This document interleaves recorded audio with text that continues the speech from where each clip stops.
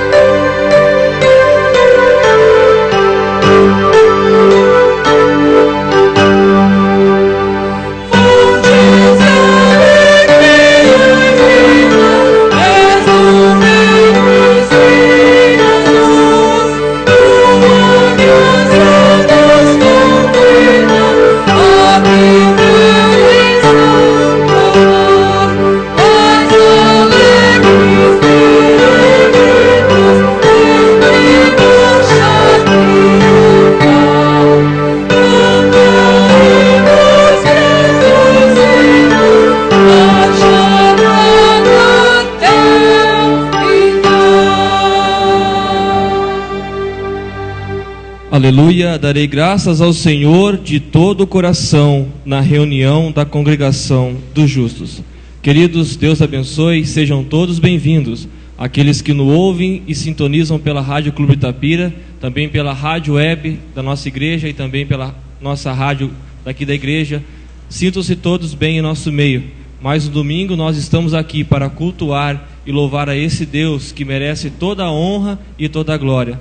Mais um domingo especial, dia separado para o Senhor, para que pudéssemos estarmos aqui, para podermos entregar também as nossas vidas ao nosso Senhor, com louvores e também com oração e através da pregação da palavra, onde nós seremos instruídos pelo servo do Senhor e podermos olhar para as nossas vidas e através da palavra do Senhor, corrigir os nossos passos. Oremos.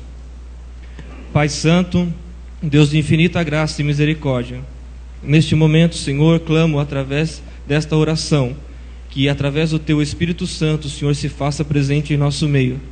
Peço também que o Senhor abençoe este culto e toda a parte dele, que nos ajude a sermos servos fiéis e obedientes a Ti. Invocamos agora a presença do Teu Espírito neste momento. Esta é a minha oração em nome do Teu Filho Jesus. Amém. Irmãos, a igreja pode se assentar. Passamos agora para o momento de contrição da nossa liturgia. Convido a você que abra a sua Bíblia, leitura da palavra de Deus. Gálatas, capítulo 5, os versículos de 16 a 21, que servirão nesta noite de pré-oração para a nossa contrição. Gálatas, capítulo 5, os versículos de 16 a 21, assim nos diz a palavra do Senhor. Por isso digo, vivam pelo Espírito, e de modo nenhum satisfarão os desejos da carne, pois a carne deseja o que é contrário ao Espírito, e o Espírito o que é contrário à carne. Eles estão em conflito um com o outro, de modo que vocês não fazem o que desejam. Mas se vocês são guiados pelo Espírito, não estão debaixo da lei. Ora, as obras da carne são manifestas: imoralidade sexual, impureza e libertinagem, idolatria e feitiçaria, ódio, discórdia, ciúmes, ira, egoísmo, dissensões, facções e inveja, embriaguez, orgias e coisas semelhantes. Eu os advirto, como antes já os adverti: aqueles que praticam essas coisas não herdarão o reino dos céus. Aqui Paulo chama a atenção dos Gálatas e também chama a nossa atenção nesta noite. Esquadrinhe o seu coração neste momento, curva sua fronte e ore a Deus clamando perdão pelos nossos pecados. Oremos.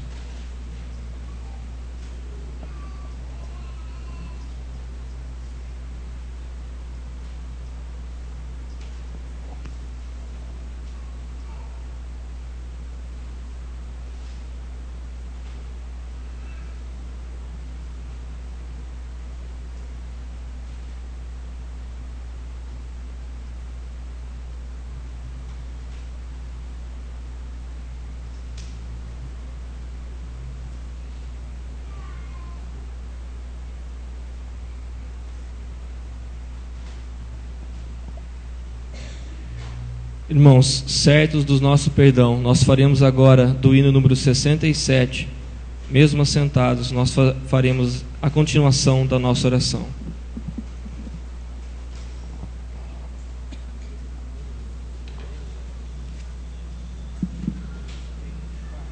Oh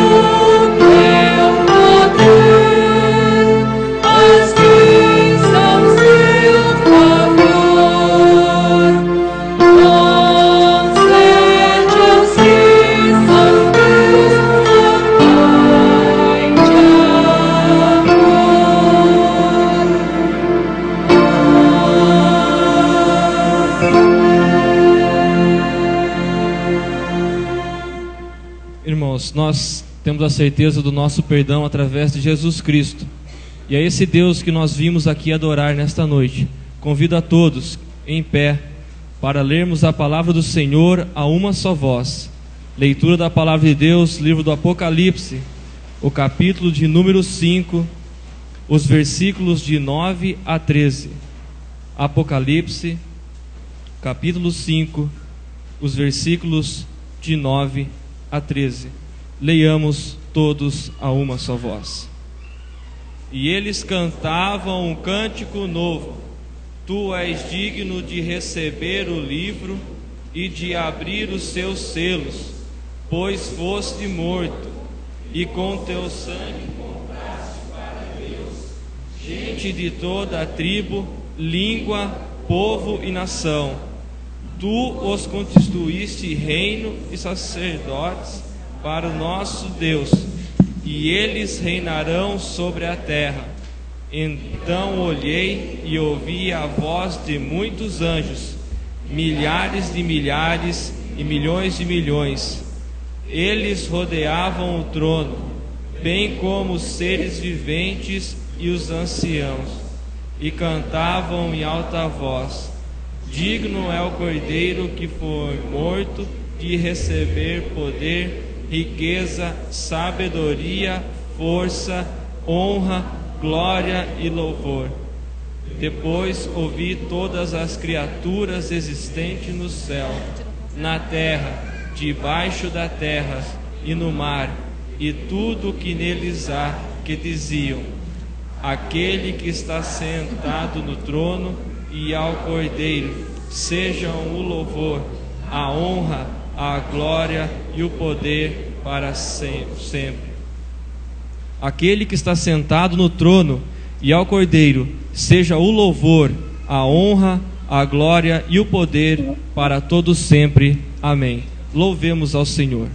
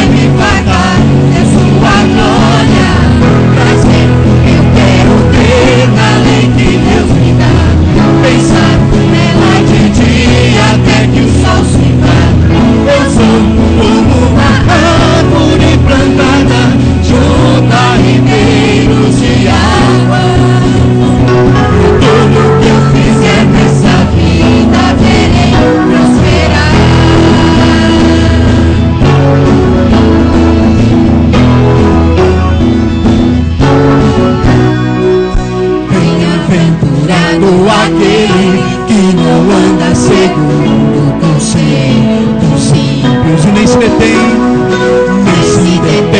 no caminho dos pecadores, nem se assenta como escarnecedor. Antes tem o seu prazer na lei do Senhor, e nela pensa de manhã até o sol se pôr. É como árvore plantadas com ribeiros por perto, suas folhas não caem, e tudo que fizer vai dar certo. Eu vou buscar conselho nos braços de Deus, eu vou achar descanso nos caminhos Deus. Eu vou me assentar em sua mesa e comer, até me fartar de sua glória. Prazer eu quero ter na lei que Deus me dá, pensar nela de dia até que o sol se vá. Eu sou como uma árvore plantada junto a ribeiros de águas, e tudo que eu fizer nessa vida verei prosperar. Eu vou buscar conselho nos braços de Deus, eu vou achar descanso nos caminhos Deus.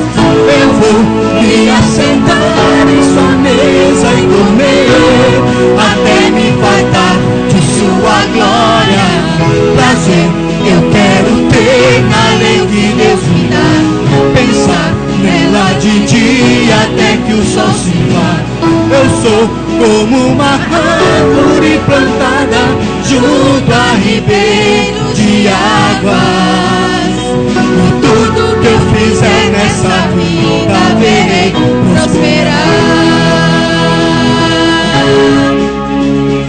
E tudo que eu fizer nessa vida verei prosperar.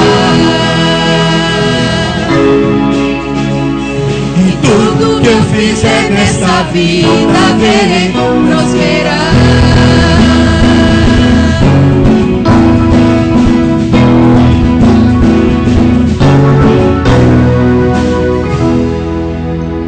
Peço para a igreja se assentar. Façamos deste último cântico a nossa oração, preparando nossas mentes e os nossos corações para receber a palavra que vem do Senhor.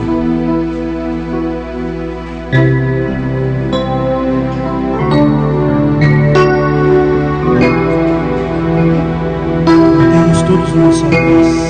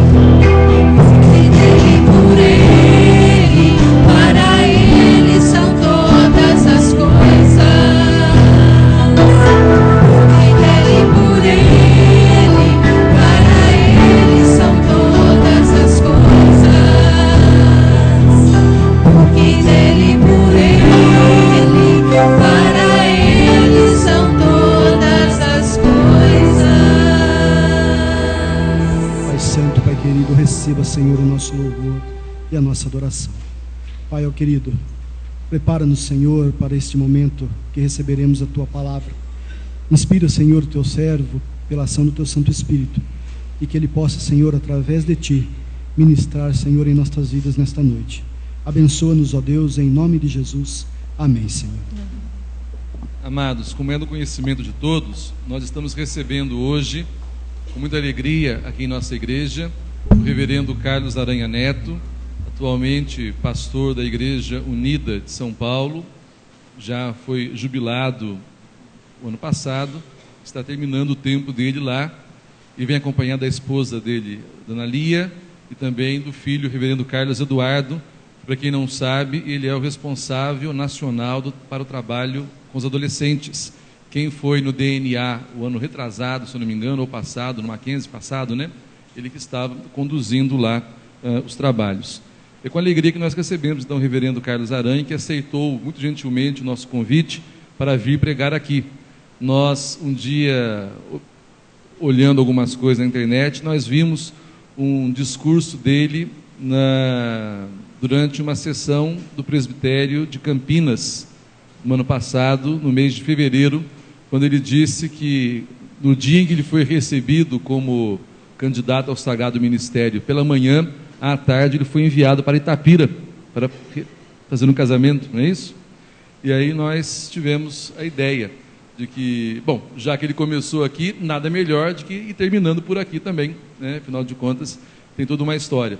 Dentro do passado e da história recente do presbiterianismo no Brasil, sem dúvida nenhuma, no campo da pastoral e da administração, o reverendo Carlos Aranha figura entre os mais ilustres, sendo presidente de sínodo, fazendo parte de grandes e importantes comissões no Supremo Concílio.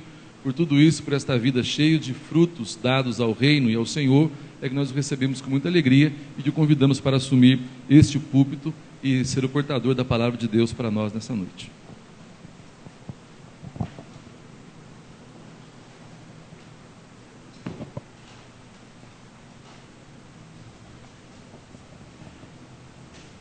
Eu quero pedir ao seu pastor a licença para um momento de recordação.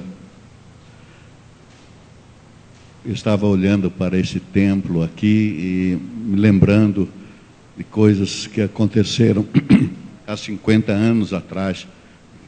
Olha, 50 já se passam. Quando nós éramos ainda chegando no seminário, jovem, não é? Como um pouco mais jovem do que agora. E reverendo Milton Leitão era o pastor aqui de Itapira. Não sei, alguns aqui devem se lembrar dele. Ele chegou lá no presbitério e disse: Carlos, há um casamento sábado lá em Itapira e eu não tenho quem vá fazer, então vai você. Eu nunca tinha apanhado o manual do culto e eu vim celebrar o casamento aqui em Itapira. Foi uma experiência da qual jamais poderia me esquecer. Depois, quando terminou o casamento, eu nem sei se alguém da família ainda está por aqui na igreja, mas quando terminou o casamento, alguém muito gentilmente foi me levar até Mojimirim, porque não havia ônibus para Campinas, daqui de Itapira, naquela hora da noite. E quem me levou me deixou bastante constrangido, porque ele falou: Carlos, você falou no amor eterno entre os noivos? Eu falei, deve ser. Ele disse: mas eu me casei, fiquei viúvo e casei de novo. Com quem eu tenho amor eterno? Com a primeira esposa ou com a atual esposa? E eu não sabia responder. Eu tinha 18 anos, estava fazendo, mas nunca mais eu falei no amor eterno em cerimônia de casamento. Foi a primeira e a última vez que eu falei no amor eterno. Eu continuo entendendo que o amor tem que ser permanente, mas até que a vida separe, não é? Mas eu me lembro tão bem daquele momento. E depois, tantas outras participações aqui na igreja, com o presbítero Silas, do nosso bom tempo, do presbitério de Campinas, o reverendo Celso Soares da Silva, o reverendo Oswaldo Soares de Campos. Que período tão importante na vida do nosso presbitério de Campinas. Nós estávamos aqui muitas vezes reunidos. E agora nós voltamos com muita alegria, encontrando a igreja dinâmica, firme e sendo abençoada na direção do seu pastor, e o seu pastor também sendo abençoado no relacionamento com a igreja. Como isto é bom para a gente sentir uma renovação no ânimo do trabalho no reino de Jesus. Eu quero agradecer então ao seu pastor a alegria de poder voltar aqui à igreja de Itapira nesta noite. A igreja está completando mais um ano de existência, de organização. 140 anos é uma história muito importante na vida da Igreja Presbiteriana do Brasil.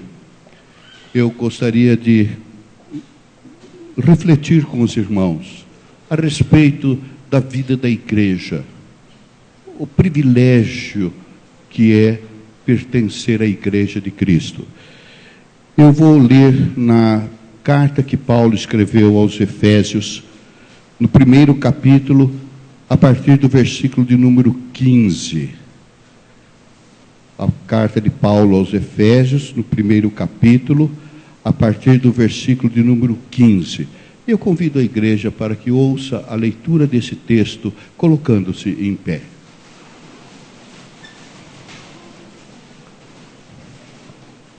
Assim diz o apóstolo: por isso também eu, tendo ouvido a fé que há entre vós no Senhor Jesus, e o amor para com todos os santos, não cesso de dar graças por vós, fazendo menção de vós nas minhas orações, para que o Deus de nosso Senhor Jesus Cristo, o Pai da glória, vos conceda espírito de sabedoria e de revelação no pleno conhecimento dele, iluminados os olhos do vosso coração, para saberdes qual é a esperança do seu chamamento, qual a riqueza da glória da sua herança nos santos, e qual a suprema grandeza do seu poder para com os que cremos, segundo a eficácia da força do seu poder, o qual exerceu ele em Cristo, ressuscitando-o dentre os mortos, e fazendo-o sentar à sua direita nos lugares celestiais, acima de todo principado e potestade, poder e domínio, e de todo nome que se possa referir, não só no presente século, mas também no vindouro, e pôs todas as coisas debaixo dos pés, e para ser o cabeça sobre todas as coisas, o deu à igreja, a qual é o seu corpo, a plenitude daquele que a tudo enche em todas as coisas. Apenas esses versículos, que o Espírito Santo de Deus, o Espírito que levou o apóstolo Paulo a escrever estas palavras, agora esteja agindo em nossa mente e em nosso coração, para que nós compreendamos a palavra, para que nós a recebamos como vinda de Deus para cada um de nós. Que Ele nos atenda. Amém. Podem assentar-se.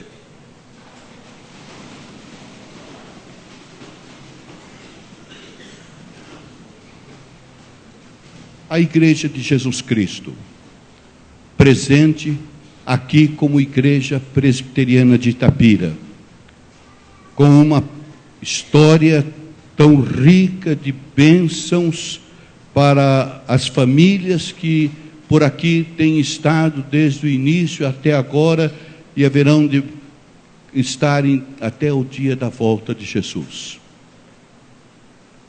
Que bênção é pertencer a essa igreja.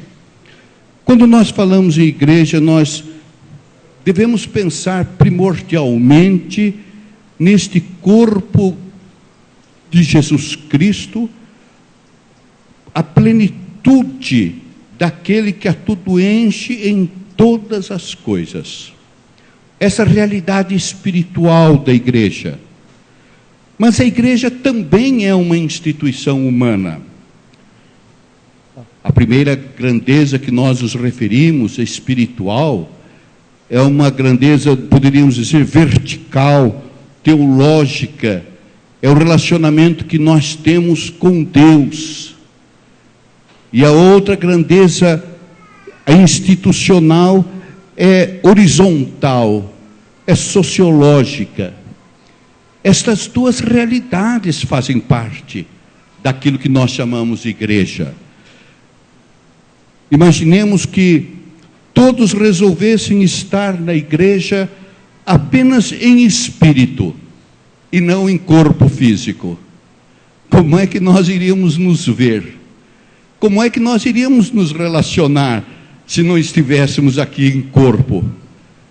É preciso, certamente, o espírito, mas nós precisamos que o nosso corpo esteja também aqui presente. Como nós haveríamos de pregar aos espíritos tão somente? Pensar em igreja é pensar nesta realidade espiritual do corpo de Cristo, da família de Deus, da noiva de Jesus, mas é também pensar em uma instituição que tem um nome, que tem os seus estatutos, que tem um templo, que tem os bancos, que tem os seus livros, que tem as suas realidades materiais, e não apenas espirituais. Mas certamente o que deve prevalecer em nossas reflexões é a natureza espiritual da igreja. Porque quando esta na realidade espiritual está bem clara em nossos corações, nós haveremos de colocar a sua natureza institucional no lugar próprio, e não fazer com que essa instituição material sobrepuje a realidade maravilhosa do corpo de Cristo. Sem dúvida, entre os maiores legados que nós recebemos dos puritanos, a doutrina eclesiástica é uma das mais preciosas. A noção dessa realidade espiritual da igreja. A ênfase de que igreja não é o prédio, não são estas paredes, não são os bancos, não, mas são as vestes espirituais, é a Assembleia dos Santos que aqui se reúnem. Lutero dizia: a igreja é uma Assembleia espiritual de Deus, a Assembleia espiritual das almas, a igreja verdadeira, real, certa, essencial, é assunto do Espírito e não de algo exterior.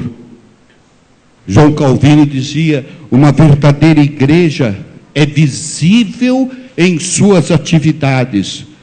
A sã pregação do Evangelho e a correta dispensação do sacramento, a oração religiosamente repetida, são sinais da verdadeira igreja de Jesus Cristo. A igreja, um corpo de Cristo. A igreja é um sinal da graça divina para nós. Quando o sociólogo analisa os diversos grupos presentes na sociedade, ele encontra uma série de reuniões e define aqueles grupos pelos seus interesses. Existe um grupo voltado para estudos intelectuais, outro para assuntos políticos, outro para assuntos financeiros, outros para assuntos de arte, outros para assuntos religiosos. É assim que o sociólogo vê a igreja, um grupo que tem interesses religiosos. Mas aquele que pela fé conhece a igreja, sabe que a verdadeira natureza da igreja não se limita a um grupo de pessoas que têm interesse religioso. A verdadeira natureza da igreja é espiritual, é uma criação divina, há uma vinculação entre Cristo, a cruz e o povo, o corpo de Cristo que somos nós. Isto a sociologia não pode ver, isto o sociólogo não pode compreender, mas nós que pertencemos ao povo de Deus, nós sabemos do privilégio que é estarmos vinculados a Jesus Cristo como Senhor da igreja e nós como expressão do seu corpo. Através da fragilidade dos membros da igreja, nós encontramos de uma maneira mais forte, mais destacada, a presença dominadora de Jesus Cristo, da comunhão que foi criada pelo Espírito Santo. Todas as coisas na igreja devem estar sujeitas à obra do Espírito que nos guia, que nos faz recordar as palavras de Cristo, que nos aponta a palavra divina, que nos ajuda a compreender aquilo que Ele tem revelado para nós. Foi o próprio Jesus Cristo que disse: eu edificarei a minha igreja. Ele se dispôs a organizar esta igreja, a constituir esta igreja, o instrumento de Deus para a continuação da obra de Cristo diante dos homens é a igreja. Não existe debaixo do sol nenhuma outra organização mais sublime do que a igreja de Jesus Cristo. Ele edificou a igreja. A igreja não é resultado de um entendimento entre os apóstolos, de uma conversa entre os apóstolos. A igreja não é resultado de grupos de pessoas que se reuniram e alguém teve uma ideia: olha, vamos organizar vamos fazer uma organização para cantar, para orar. Não, a igreja tem início na palavra de Jesus: eu edificarei a minha igreja.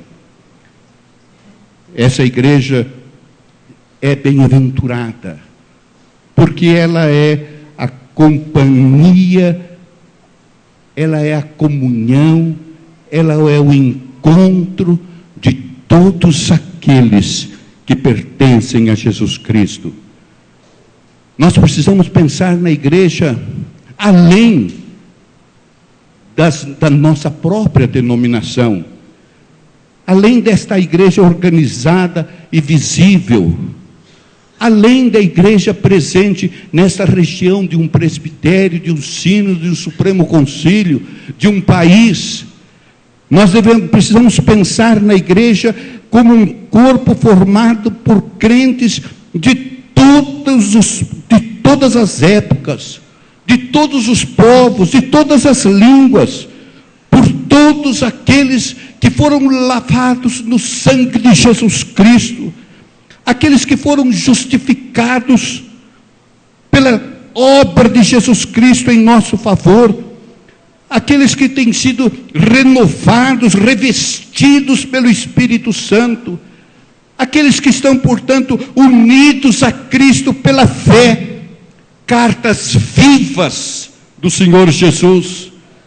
Os membros dessa igreja são batizados pelo Espírito Santo, estão envolvidos com a sua obra, são unidos em atitudes e pensamentos, defendem as mesmas verdades bíblicas, creem nas mesmas doutrinas básicas da salvação. Quando nós pensamos na igreja apenas em termos da nossa comunidade local, nós pensamos uma igreja tão pequena, inexpressiva. O nosso número na nossa membresia em relação à cidade, ao estado, ao país, ao mundo, algo tão pequeno. Mas quando nós pensamos que nós somos parte de uma igreja que está em todo o universo, uma igreja que vem desde Jesus Cristo através dos séculos, nós damos graças a Deus, porque Ele nos chamou para pertencer a esta igreja, a igreja do Senhor Jesus. A igreja de Jesus Cristo é muito maior do que a igreja presbiteriana do Brasil. No dia final, no dia do juízo final, ninguém haverá de apresentar um crachá com a sua denominação para entrar no céu. No dia do juízo final, nós teremos uma única passagem, que é Jesus. E aqueles que se apresentarem como servos de Jesus Cristo serão reconhecidos como tais pelo próprio Senhor Jesus. E Ele é que nos encaminhará para o gozo eterno na sua companhia. Que privilégio! A graça de Deus revelada a nós, através da nossa presença, da nossa participação nesta igreja. Vós sois o corpo de Cristo, diz o apóstolo Paulo escrevendo aos Coríntios, individualmente membros deste corpo. Os que são verdadeiramente cristãos nos dias atuais, nós não somos em nada inferiores àqueles que no início da igreja cristã estiveram lá com os apóstolos, daqueles que contemplaram o evento extraordinário do Pentecoste. As promessas feitas de Jesus Cristo aos crentes que são o povo de Deus são as mesmas desde o princípio da igreja até o tempo da volta de Jesus. A verdadeira igreja, quando se reúne em nome de Jesus, para adorar a Jesus Cristo, tem a convicção plena, Ele está presente aqui conosco. Ele se faz presente onde os seus discípulos se reúnem em nome dEle. Quando nós chegamos ao templo para o nosso culto, é indispensável termos nós esta convicção. Nós não estamos aqui apenas numa reunião social, religiosa, humana. Nós precisamos crer que Ele está conosco. É por isso que nós nos colocamos com reverência na casa do Senhor. É por isso que o nosso coração se alegra quando ouve a palavra do Senhor, porque nós sabemos que Ele mesmo está comunicando a nós, através de todos os momentos do culto, aquilo que Ele deseja e aquilo que Ele quer para cada um de nós. No corpo de Cristo, não existe esta preocupação que tantas pessoas têm. Como é a sua igreja? A sua igreja é a maior da cidade? A sua igreja reúne quantas mil pessoas? Você não quer ir na minha igreja, que a sua igreja só tem aquele grupo. Essa comparação maldosa entre números de pessoas não é conhecida por Jesus Cristo, não é feita por Jesus Cristo. Aqueles que se reúnem em nome dEle, 2 ou 3, o número maior ainda, seja o grupo reunido numa grande catedral, num templo humilde, ou numa pequenina capela, ou numa casa, se Jesus Cristo estiver ali, É a igreja de Jesus Cristo que está ali presente. Nós não precisamos daquela ostentação material, aparente, porque nós temos uma convicção de o que há de melhor e maior bênção em nossa vida é estar com os nossos irmãos, participando da igreja, do corpo de Cristo. Grande ou pequena, a igreja é uma igreja gloriosa, jamais por causa da sua liderança, sempre por causa de Jesus Cristo, o cabeça da igreja. O nosso Deus trata o seu povo em todas as épocas da mesma maneira. Israel, lá no tempo de Moisés, não era o mesmo Israel que usufruiu a glória do rei Davi. Foram séculos de diferença. Mas o Deus que Moisés conheceu foi exatamente o mesmo Deus que Davi conheceu. Era a mesma aliança, era o mesmo relacionamento, era a mesma revelação, os mesmos pais, o mesmo sentido da família, as mesmas intenções, os mesmos propósitos. O que aconteceu de bênçãos na igreja primitiva, Deus tem renovado na sua igreja em todos os tempos. Nós somos todos participantes daquele povo criado por Jesus Cristo. Somos servos de Jesus. Nós fazemos parte da igreja de Jesus Cristo nos dias atuais. O que nos une aos grandes nomes da história bíblica é aquele relacionamento com Deus, mediante Jesus Cristo, o seu Filho e nosso Senhor e Salvador. No capítulo 2 dessa epístola aos Efésios, o apóstolo Paulo usa uma expressão que é muito importante para nós. A partir do versículo 19, ele diz assim: assim já não sois estrangeiros e peregrinos, mas concidadãos dos santos, e sois da família de Deus. O que significa ser concidadão dos santos? Significa que somos do mesmo patamar de importância aos olhos de Deus. Aquilo que Abraão recebeu de Deus, de bênçãos, Deus tem prometido a nós também. Abraão não é mais importante aos olhos de Deus do que nós. Nós somos concidadãos dos santos. Não é um privilégio, não é uma bênção para nós. Se nós pensarmos apenas na igreja, em termos da instituição humana, nós poderemos muitas vezes ficar entristecidos com alguns fatos, com um relacionamento às vezes difícil com determinadas pessoas. Mas quando nós pensamos que nós somos membros do corpo de Cristo, que fomos colocados aqui pelo sangue precioso de Jesus, nós pensamos diferente sobre a igreja. Quando Jesus Cristo resolveu instituir a igreja, edificar a igreja, Ele queria que todos aqueles salvos por Ele se unissem, estivessem juntos. Há um ditado popular que não se aplica ao povo de Deus, é aquele que diz: cada um por si, Deus para todos.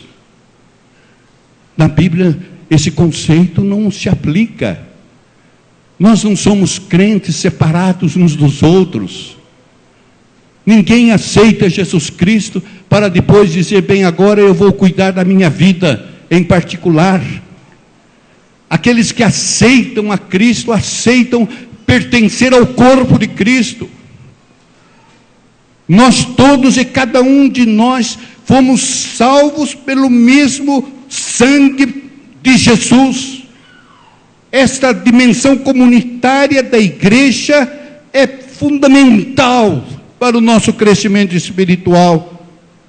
O que nos une é muito mais do que a simpatia pessoal ou natural entre pessoas. O que nos une é o que Jesus Cristo fez na cruz do Calvário. O meu irmão foi salvo pelo sangue do Cordeiro, como eu fui salvo pelo mesmo sangue do Cordeiro. Eu não sou em absoluto mais importante do que o meu irmão, e nem o meu irmão é mais importante do que eu. Nós todos estamos aqui pela mesma razão, porque Cristo fez morada em nossos corações. E então, estando pertencendo a este corpo glorioso que é a igreja, nós vivemos a comunhão da fé. Nós assumimos os nossos compromissos no serviço do reino. E nesta união pela qual Jesus Cristo orou, quando se despedia dos seus apóstolos, para que o mundo veja a nossa unidade espiritual e saiba que Ele, Jesus, veio da parte de Deus para nós. É importante nós nos lembrarmos que a igreja não é um teatro onde as pessoas vão para ver o que está acontecendo. As pessoas que realmente participam da igreja, elas não vêm ao templo, não entram, não se assentam e não voltam para suas casas da mesma maneira. Quando a pessoa chega para participar do culto, ela sabe que na comunhão entre os irmãos, o Espírito Santo de Deus está agindo, revelando-nos a verdade de Jesus Cristo. E nós nos consideramos uns aos outros para nos incentivarmos ao amor e às boas obras. Como nós haveríamos de entender um crente, membro de Jesus, salvo por Jesus Cristo, fora do corpo de Cristo? Como nós haveríamos de entender alguém que diz: eu amo a Cristo, mas não quero nada com o corpo de Cristo? Como nós poderíamos entender alguém amar só a cabeça, que é Cristo, e não amar o corpo pelo qual Cristo entregou a sua vida? Se Cristo morreu pela igreja, quem somos nós para dizer que a igreja deve ser diferente para se tornar a nossa imagem e semelhança?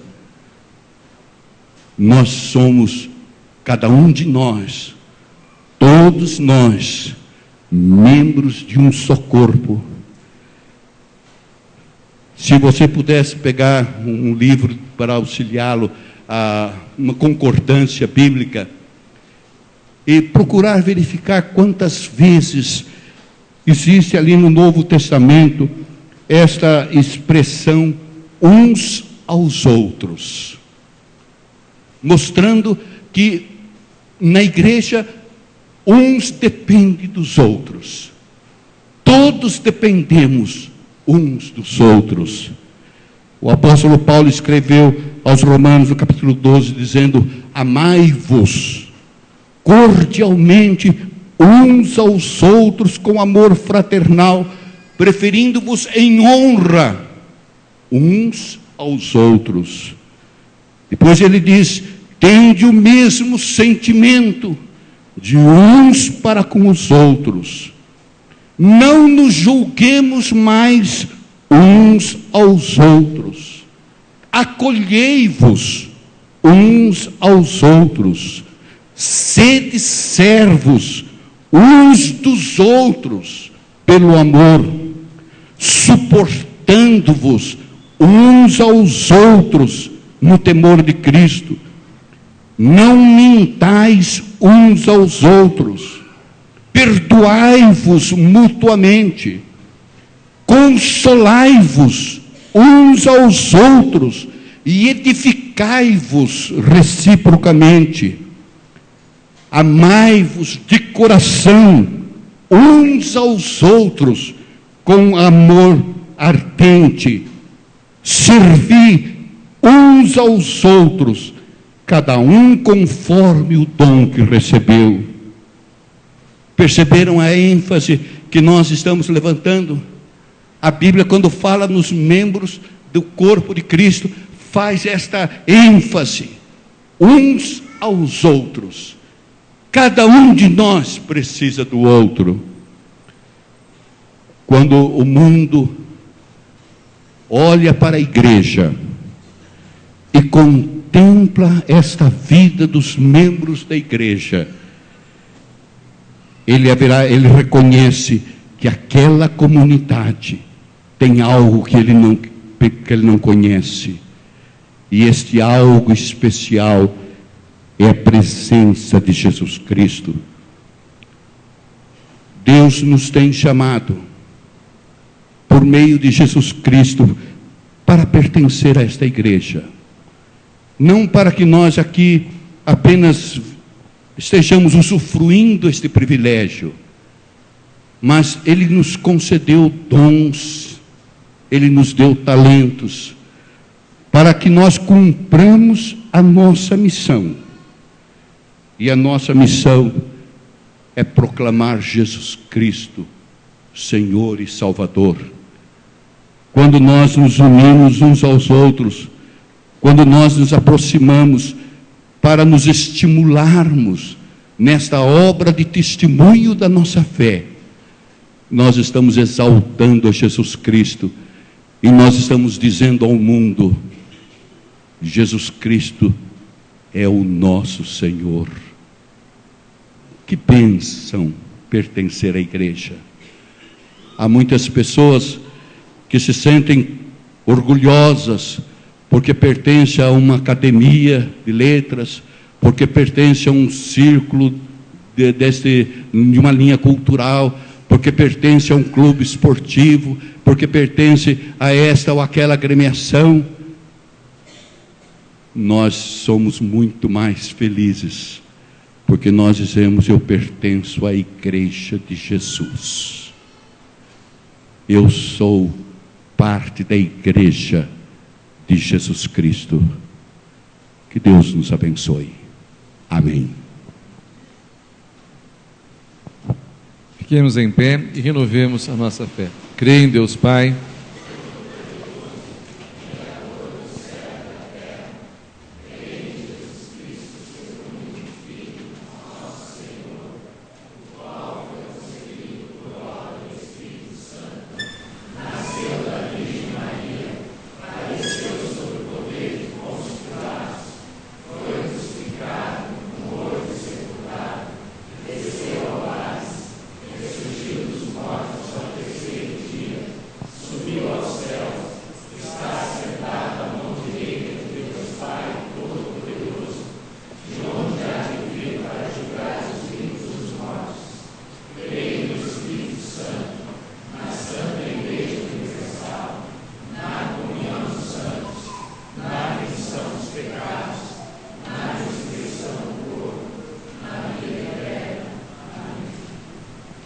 irmãos, passaremos agora para o momento de intercessão. Convido o presbítero Emerson que vem à frente e nos dirige a Deus uma palavra de oração.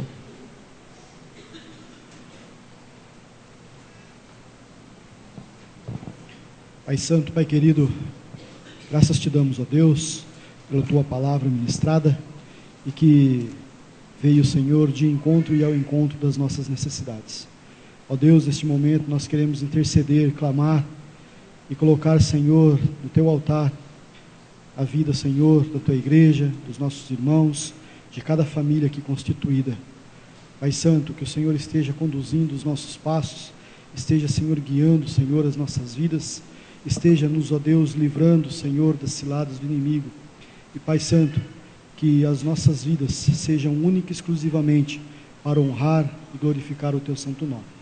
Pai Santo, graças te damos pelo privilégio, ó Deus, e a oportunidade de podermos estar aqui nesta noite reunidos como igreja, cultuando o Teu nome. Assim oramos em nome de Jesus. Amém, Senhor.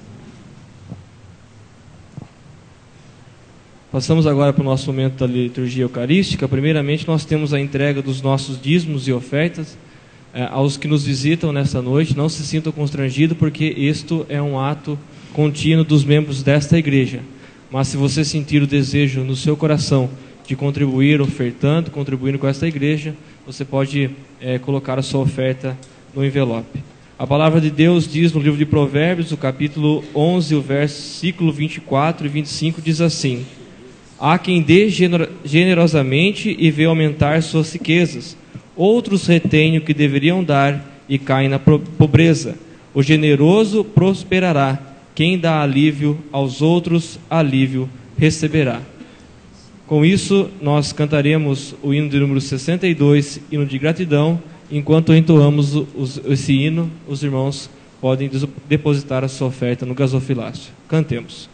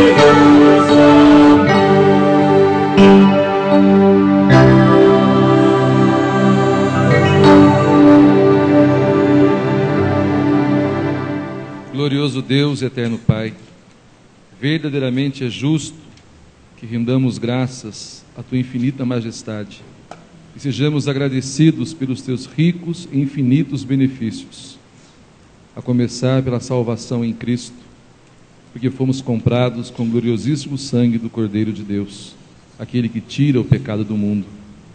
Somos gratos também nesta hora feliz de nossas vidas, quando fomos saciados em nossa fome espiritual, porque fomos nutridos do pão da tua palavra, e porque ainda, ó Deus, nas tuas muitas providências, permitiste-nos participar do culto de adoração também com os nossos bens, devolvendo ao Senhor a parte que lhe cabe nos dízimos e sendo generosos também com as nossas ofertas. E agora, Pai Santo, rogamos-te bênçãos sem igual sobre os elementos separados para este sacramento, o pão e o vinho, eles que tipificam para nós o corpo glorioso do teu Filho Jesus, sentado à tua mão direita nos céus, com quem queremos comunhão nesta noite. Permanece conosco e nos abençoe em todas as coisas, no nome santo e precioso do Senhor Jesus. Amém.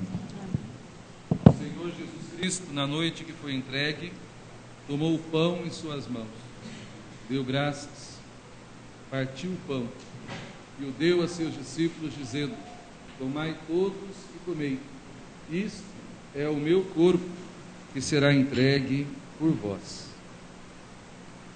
Por semelhante modo, ao fim da ceia, Jesus tomou um cálice em suas mãos, tendo dado graças outra vez, passou a seus discípulos, dizendo: tomai todos e bebei, este é o cálice do meu sangue, o sangue da nova e eterna aliança, que será derramado por vós e por muitos, para a remissão dos pecados. Fazei isto em memória de mim. E todas as vezes que comerdes deste pão e beberdes deste cálice, anunciais a minha morte até que eu venha. Pai nosso,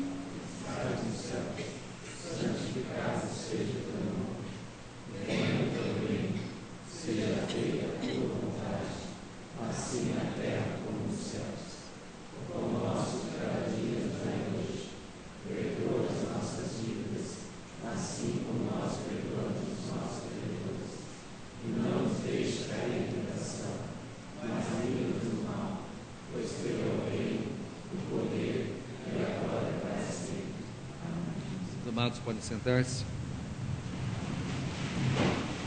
A palavra de Deus falou-nos muito sobre comunhão, a pertença à igreja, esse sinal visível de Cristo sobre a terra, onde Deus pode ser verdadeiramente encontrado. Mas o sacramento da ceia do Senhor exprime a realidade mais verdadeira da comunhão conosco, entre nós e de nós mesmos com Cristo. Para bem participarmos desta mesa e deste sacramento, quero convidar os irmãos que, dando atenção àquilo que diz Paulo, na primeira carta aos Coríntios, capítulo 11, que nós passemos agora a nossa vida, a nossa mente, o nosso coração, no escrutínio da vontade de Deus. E nada encontrando que nos impeça de participar deste momento, cheios de piedade e reverência, estendamos a mão para esta mesa, tomemos do pão, bebamos do cálice, façamos comunhão real, verdadeira e espiritual com o corpo glorioso no céu, para estreitarmos os laços de união e de comunhão que já existem entre nós. Passamos esse momento enquanto os presbíteros preparam a ceia do Senhor.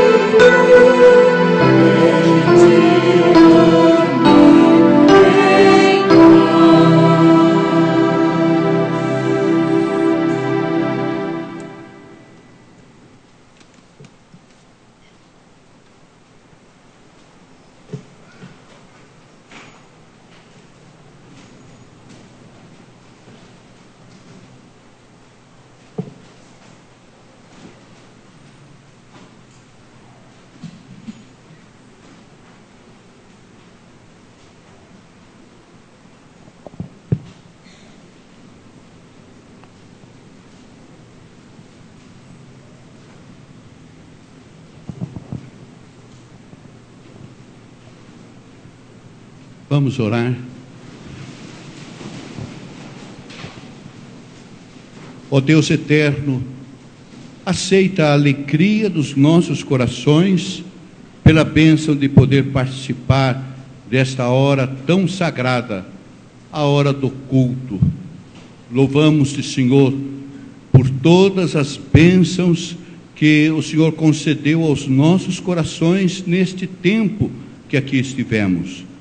E rogamos que Tu apliques em cada um de nós as mensagens que nós ouvimos nesta noite, que tenhamos real prazer em testemunhar diante do mundo que nós pertencemos a Jesus Cristo, que nós pertencemos ao corpo de Cristo, que é a igreja.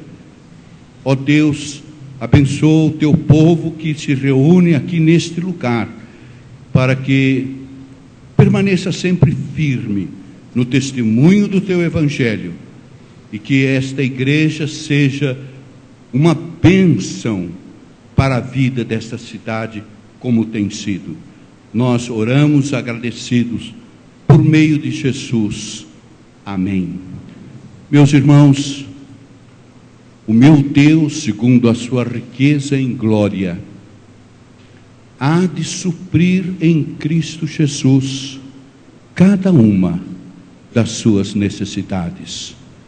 A Ele seja dada a glória eternamente, e que a graça do nosso Senhor e Salvador Jesus Cristo, o amor de Deus, nosso Pai, a comunhão, consolo, a paz do Espírito Santo, repousem em todos os corações, bem como do coração de todos aqueles que amam e aguardam o dia em que Jesus há de voltar, hoje e sempre. Amém.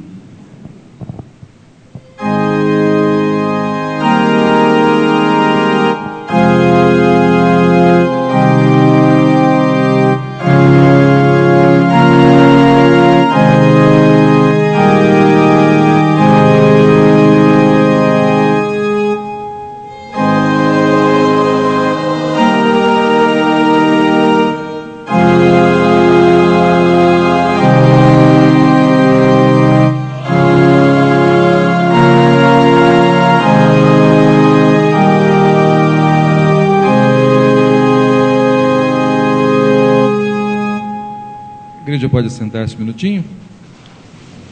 Agradecemos a Deus que permitiu-nos nesta noite sermos ricamente abençoados pelo ministério da palavra, pela docência do reverendo Carlos Aranha, que foi instrumento de Deus nesta noite para aplicar às nossas almas e corações o remédio da palavra de Deus para a cura de muitas feridas, rusgas que existem em nossas almas, de vez em quando acossadas pela insídia do diabo, que nos faz ter uma compreensão mínima, às vezes pequena, tacanha e não raras vezes pecaminosa em relação à igreja.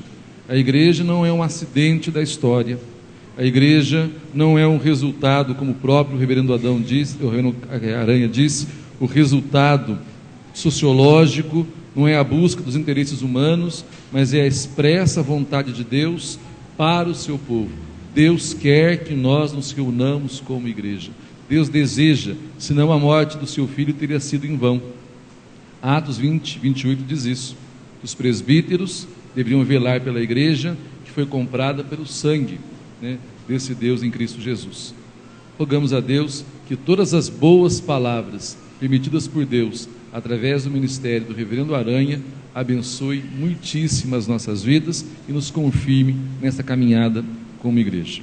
Enquanto eu e o reverendo Aranha nos dirigimos à porta, o Elber fará as apresentações e dará os avisos. Quero lembrar o conselho que amanhã à noite, se você for lá na agendinha verde, amanhã à noite nós temos uma reunião de oração do conselho. Então o conselho vai se reunir amanhã, não para tratar de assuntos administrativos, mas tratar do seu coração diante de Deus, porque nós temos necessidade de vez em sempre de fazer tal coisa.